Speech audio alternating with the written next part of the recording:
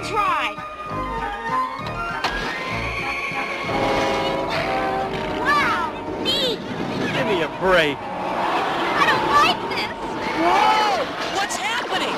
Whoa! Where are we? Look out!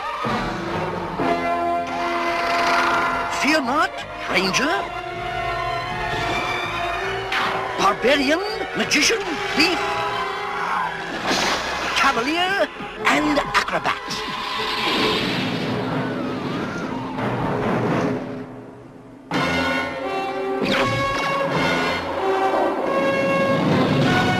Who was that? That was Venger, the force of evil. I am Dungeon Master, your guide in the realm of Dungeons and Dragons. Our quiet friend. But he does have a strange attachment. Pick up. And her. Which thing brings in? Who's gonna be with them? I wonder.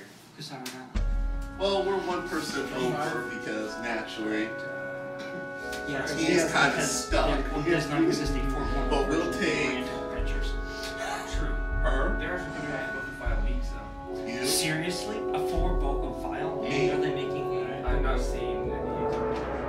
our friend over there. Naturally. What is the name? Number everything down by What is it? 1 you. Is it a sword, chain? So I'll It's a take chain. you. It's a chain style. Well, let me give you a Alright. picture. Actually, It's like, look at his face. It's It's funny. It's funny. Okay. So I'll take you over there. It is very much not like a chain. It's I like you, that. And it It's a does Dungeons actually and more Dragons than subculture.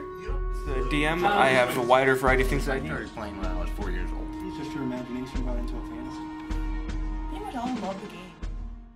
Dungeons and Dragons is a fantasy role-playing game in which people take on the personas of heroic characters in order to defeat monsters and solve quests. Can you name these artifacts and explain its purpose? Sure. We've got the dice set. Every player needs this along with a rulebook. An example of which I have here. Dice we use for everything from attacks, skills, damage, falling, avoiding things. Just anything you think of, you can probably use a die. I have many more dice than they do. As the DM, I've got a set of markers for the map so that we can draw the maps and everything on it. I've got a screen so none of them can see what I'm doing back here. I've made a deck for creatures so that I don't have to pull everything up. I can flip it out and I'm good. I've got a binder to keep track of everything on, and I use my computer to pull up all the information that I'm going to need for the encounters. Diet includes pizza, soda, and other such junk food. The cultural region is community-based, although it is spread countrywide.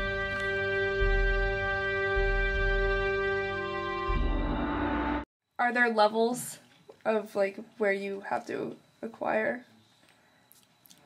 Like, is there a master? Is there a #1 guy? Gary Gygax. But he's dead. Who is that? Gary Gygax was the creator of Dungeons and Dragons back in, 1972. Interesting. Actually started out with the company TSR, or Tactical Strategy Role-Playing. Later, then became Wizards of the Coast after they kicked Gary Gygax out.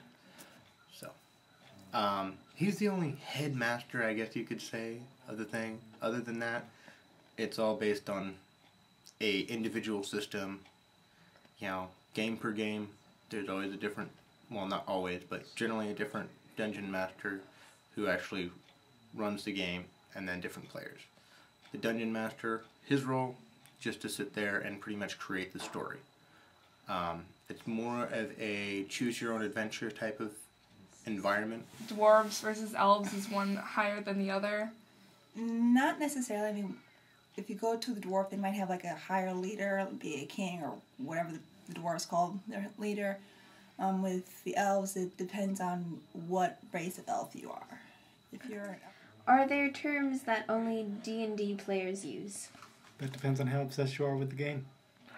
Can you list a few? Like, if you obviously know.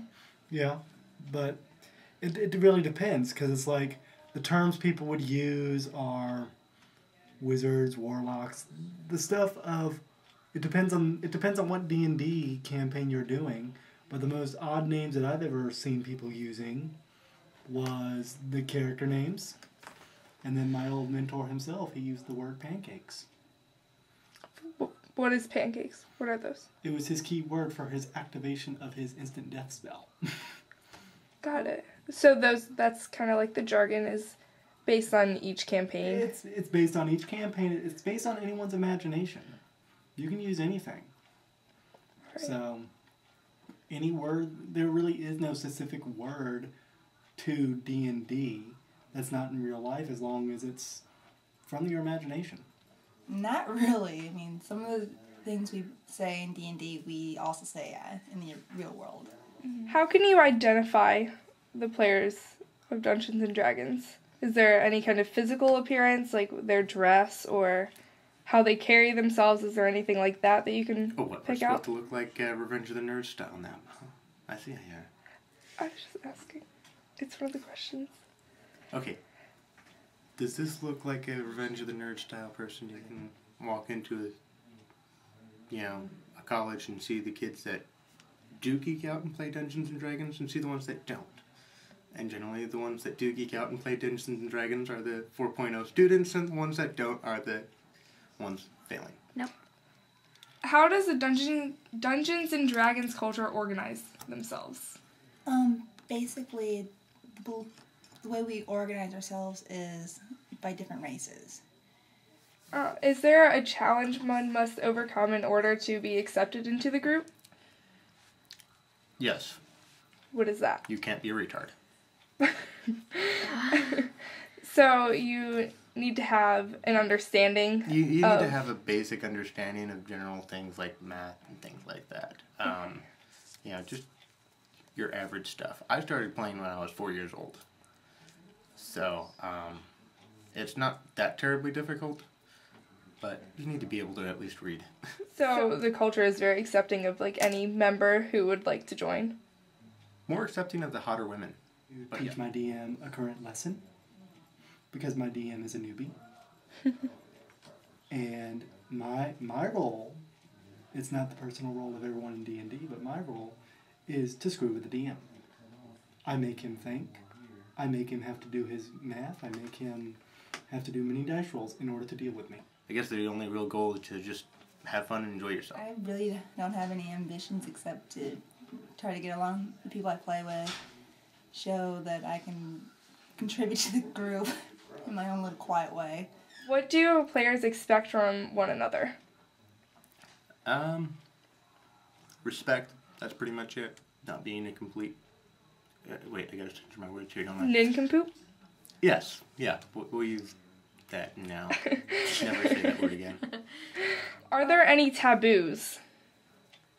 Playing the game naked could be a taboo to some people. But not that I can tell. I mean, if you're a male playing a female, more power to you. If you feel playing chaotic evil, feel free. Cheating generally, like saying you rolled something when you didn't roll it, it's considered unacceptable, but nobody's actually going to take a real battle axe and chop their head off, unless of course... About your elf, or your character. The elf I play, she's a cleric, but she's very, very shy of the outside world. She's never gone anywhere outside of her family home. She pretty much grew up around trees and her parents. She doesn't know a whole lot about anything, so she's very quiet. And if she feels threatened, she'll just bring out her quarterstaff and try to get the person to go away and leave her alone. My character is pretty much an absent-minded wizard. My character is unique that he knows all the spells from level 1 to 30. This is a character that I've essentially transferred over from every single version every single version of Dungeons & Dragons since 1st edition. We're now playing 4th edition. I despise it, don't play it. Why do you associate with this culture? D&D's fun. I associate with many games. Associate with D&D. I have associated in the past with World of Warcraft. Don't anymore. I associate with Magic. I've associated with Yu-Gi-Oh! Associated with Pokemon. I'm a gamer. because it's fun. It allows our imaginations to expand and we all can communicate on some level of what we're doing. And we pretty much all love the game, albeit sometimes we go insane half the time. I grew up on Dungeons and Dragons, and because of that, I have a sharper mind. Most people that play Dungeons and Dragons are actually far more intelligent because they have to use a portion of their brain almost every game in a fashion far different than what most people go on a daily basis. So when you have the creative part of your brain being worked all the time, you're able to think more creatively. And in today's world, you got to be able to be creative. You can't just be logical, you have to be creative as well.